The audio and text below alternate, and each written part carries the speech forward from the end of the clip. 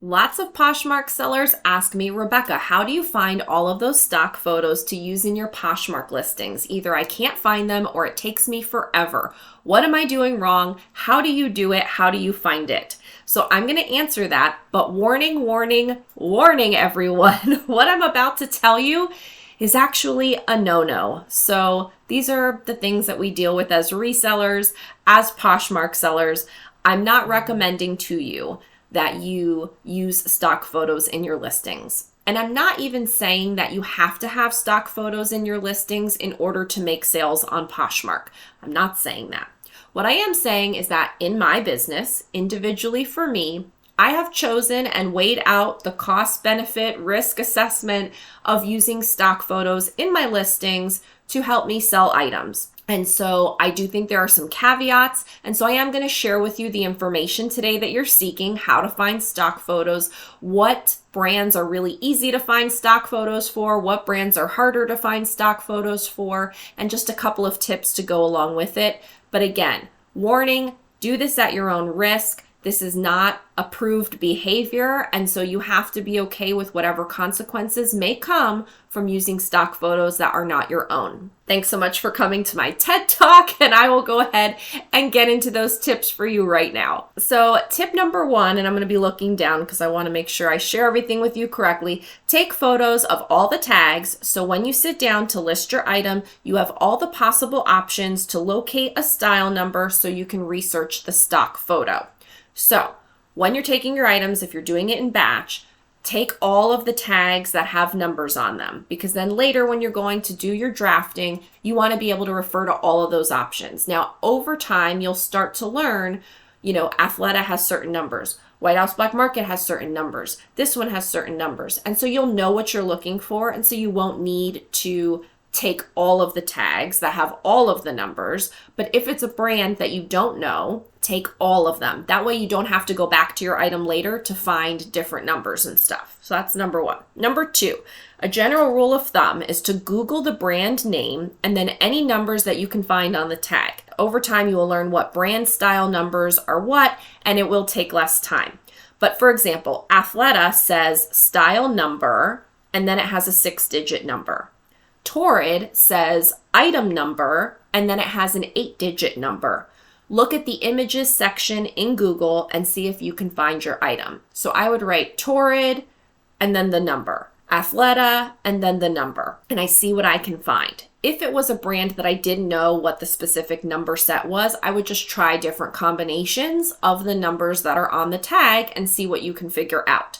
Sometimes it works, sometimes it doesn't. If you can't find a stock photo by doing it this way with Googling the brand name and then a number, the next option that I use, like my plan B, is to search Poshmark specifically by broad keywords. So if I had a Torrid yellow skater dress, I would type into Poshmark under listings, Torrid yellow skater dress, and then I would scan the available listings, and then I would also scan the sold listings and see if I can find the photo of the dress that I'm looking for. Poshmark has lots of sellers that may have already done the work for you. And so if you can't find it quickly by doing the brand and the item number, like I said first, doing it on Poshmark with a few broad keywords is a really great second backup. So ideally I try to just do with the direct number, but then the second backup is the keyword option in Poshmark specifically. And oftentimes that works. Now, if 1 to 2 minutes on the first option and 1 to 2 minutes on the second option don't yield me anything, I'm stopping. I'm not spending more than 2 to 3 minutes, 3 to 4 minutes on finding stock photos. It is not necessary to sell your item. It helps. It's nice to have, but it's not required. And so as long as your photos are good, which we'll talk about in the next tip, you can sell this item. You don't have to have this stock photo. I think a lot of people get really crazy about having them, and you don't have to have it. There's plenty of items that I have sold on all the platforms besides Poshmark that I've sold without a stock photo. So just kind of know that it's nice to have. It's not a requirement, and you should not be wasting your time more than 2 to 4 minutes on looking for the stock photo. Now, Don't spend all your one day. That's what I said. Number 5, make sure that your photos of the item are great. At any point, you might need to remove the stock photo, or you might not find the stock photo to begin with, and you want your photos to be great just in case. So you cannot rely on this stock photo. Even if you find it today, what if you find out that all of a sudden there are different ramifications than exist right now? Right now, there are not major ramifications on Poshmark specifically with stock photos. Now, that could change at any moment. And so there are certain brands that will have your listing removed. And so we'll talk about that. There are certain brands that may contact Poshmark and in the future and require something different. So I've definitely gotten the notices from Poshmark that says you're using a stock photo from this brand and you need to take it down, or it has been removed. I've had that happen, and I have complied with those issues as they happen. And that's what I recommend doing, because if you don't, you could have a serious issue on your hands where you could get suspended, your account could get terminated, any number of things could happen. So you have to know going into this that if you do this, you need to then follow some additional rules, or you need to just be prepared for whatever the consequences are. Now, I want to share with you some of the best and easiest brands for stock photos. These are the ones that I like to source and the ones that I like to list, specifically because it's easy to find the stock photo, the style name, and it's easy to sell those items. And then I'll share with you some that are the worst. So for best, Athleta. This is one that I love selling. The tag says style number, or S and then a /, and then it has a 6-digit number. So that's how you know the style number for Athleta. You can Google that and you can find the style name and additional listing information and stock photos.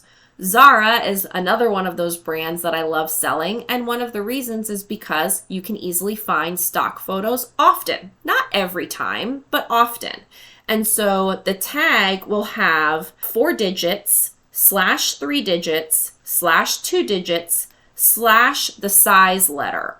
So like small or medium or large, S, M, or L. It's not the RUC number. So if you look on the tag, there's an RUC number. That's not the style number. The style number would be like follows: 1131 / 395 / 095 / M for medium.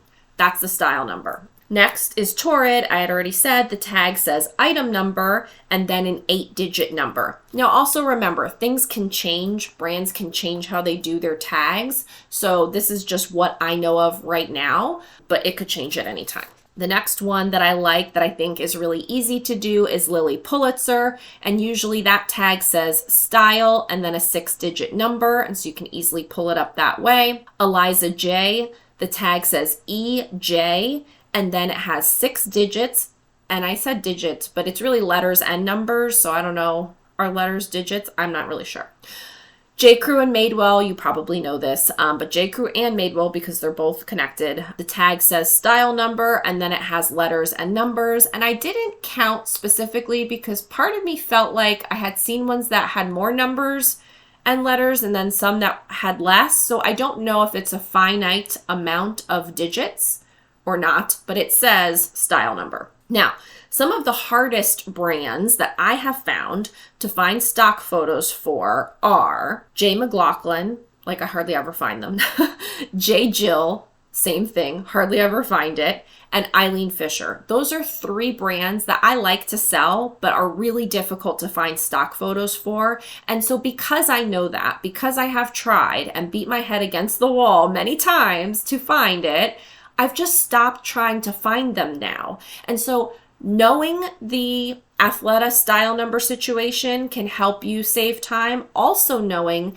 that a brand that you like to sell is hardly ever going to yield a stock photo also saves you time. So I don't even look for Eileen Fisher stock photos anymore. I don't look for them. J. Jill stock photos, I don't look for them. I just don't even bother anymore. It's not worth my time trying to find them. Now, I do have a couple more on here because these are ones that I have had an issue with that I want to make a warning to you about. It doesn't mean that there aren't other brands that could be in this situation. These are just the ones that I specifically have had an issue with. So on Poshmark, I have gotten notices from Poshmark saying that they took my listing down because of stock photo violations for Aritzia brands, which is for me usually Wilfred, Wilfred Free, Babaton, TNA, I think it's called Sunday Best, Denim Forum. Those are usually the ones that I have, the Babaton group, like anything around Babaton. Those are the ones from Aritzia that I have had trouble with and that they have taken the listings down. So that's number one. And number two, same situation. Poshmark told me they took my listing down for Vineyard Vines. And I love selling Vineyard Vines, but now I won't put a stock photo up of it. I still sell it. I just don't put a stock photo up of Vineyard Vines. And it hasn't affected sales as much. I will say that with Aritzia, I find that it has affected sales a little bit, but that could also just be like, maybe that's not as in and popular, or maybe the styles I had, it could be a separate issue. But so if I were you, warning, I would not put stock photos up for Aritzia brands or Vineyard Vines because I have specific experience with that.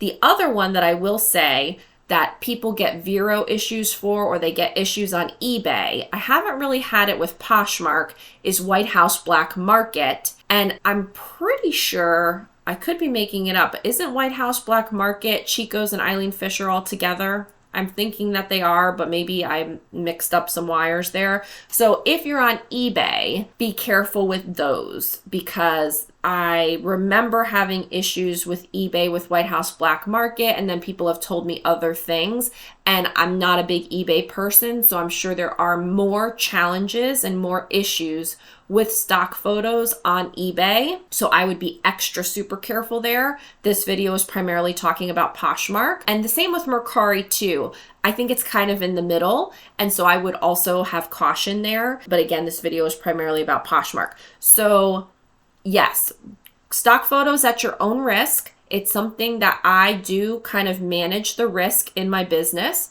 but I want to make sure that you have full warning that this is a no-no and you have to choose and then deal with the consequences if you choose to use stock photos in your listings. But I try to stick to the brands that I can easily find. I try to stay away from the brands, or at least don't bother looking for the stock photos for the ones that are harder. And then when I'm not sure, then I kind of go through what I said in the tips earlier. Now, I do want to mention to you that my whole Rebecca the Reseller, everything I do here is all about saving you time and effort and energy and helping you make more money. And one of the ways that I've really been able to do that for people is to provide tools and digital downloads. And so if you check out the Academy down below, my Rebecca the Reseller Academy, you'll find links to my coaching, Poshmark closet reviews, and my courses. But the one that I really am excited about right now is my everything bundle for digital downloads, because people are downloading that like crazy to get access to all of my tools that I have created, as well as all the tools that I'm ever going to create. Once you buy the everything bundle for digital downloads, you get anything that I make in the future for a digital download. And so you get at one low price now, everything I've ever created for digital downloads, and then you get all the digital downloads that I'm going to create in the future. And I have a huge giant list. I'm already working on my next ones. They're going to be released really soon. And then I have more and more to come from there. So if you're interested in reseller tools that help you make more money with your business, this is going to be something that I would love for you to check out. Check out the description down below to the Rebecca the Reseller Academy. Like this video on your way out. Go ahead and subscribe to the channel and watch whatever video of mine comes up next. I'll see you in the next video. Bye!